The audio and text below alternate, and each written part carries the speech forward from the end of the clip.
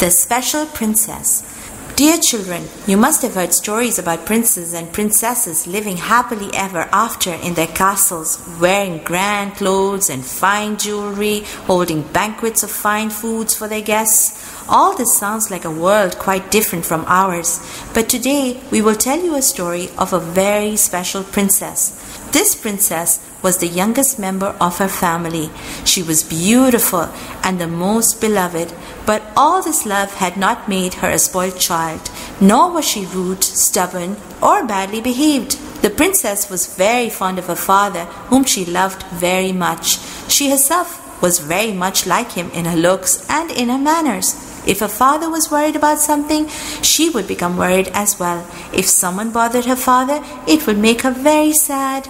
The princess did not spend all her time having fun and playing games, nor was she interested in fancy foods or jewelry and expensive clothes. She was a very thoughtful and sensible girl. She realized that her father was a great man, and great men had important work that needed to be done. Sometimes there are difficult times doing such work, which the whole family has to face together and help one another. This is what the princess would do. With everything that her father would do, she would try and help him, and he knew that she was right by his side. Once when the enemies had captured the princess and her family and made them prisoners in a valley, there was no food to eat. The princess and her family lived on leaves that they would boil and eat to survive. It was a very difficult time for them. At last, after a few years with Allah's help, they were free once more. A few days later, soon after the difficult time in the valley was over, the princess's mother passed away. The princess was very sad. The enemies began to bother her father so much more now that they decided to leave their home city and live in another place. Some years passed and the princess grew up. There was a young man who was very brave and intelligent, and the princess's father liked him a lot. Soon the princess was married to this young man. But the young man did not have any money, nor did he have a grand house. He would work hard in the fields, and then with whatever little he earned, the family managed to get some food to eat. The father of the princess told her not to worry because she was married to the best of all young men. The princess remembered the words of her father, and she was patient, always remembering to thank Allah for the blessings she had in her home. She had a pillow that was stuffed with date palm leaves, a water skin for storing water, and a sheet that they would use to lay half under them and the other half to cover themselves with.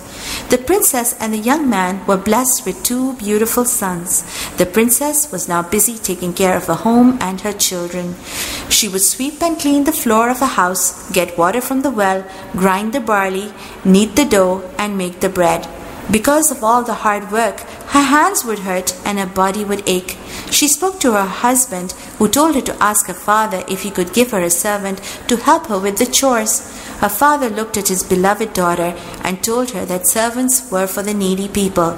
He told her to remember Allah as she worked, and that would make her work much easier. When the princess returned to her home, she remembered her father's words, and from morning to night she remembered Allah every day in everything she did all day long. Sometimes her father would go away on a journey, and whenever he returned, he would always first stop by at his daughter's house. The princess would make her father feel comfortable in her home. Her father would kiss her forehead and always make dua for her. One day, everyone in the princess's house was fasting. After a whole day of hard work, her husband had earned some barley. The princess ground the barley, prepared the dough, and made the bread. It was time to break the fast when a beggar came knocking at her door. The princess gave all the bread to the beggar, and the family broke their fast with water. The same thing happened the next day when an orphan came asking for food, and she gave all the food to him. The family again broke their fast with only water to drink. The third day, a prisoner came knocking, and again the princess gave all the food. For 3 days in a row, the family had broken their fast with only water to drink.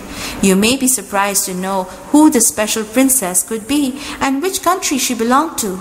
She was Fatima, the beloved daughter of our Prophet Muhammad sallallahu alaihi wasallam. Fatima radiallahu ta'ala anha was not only a special princess of this world, but she will also be a princess of the next world, the hereafter.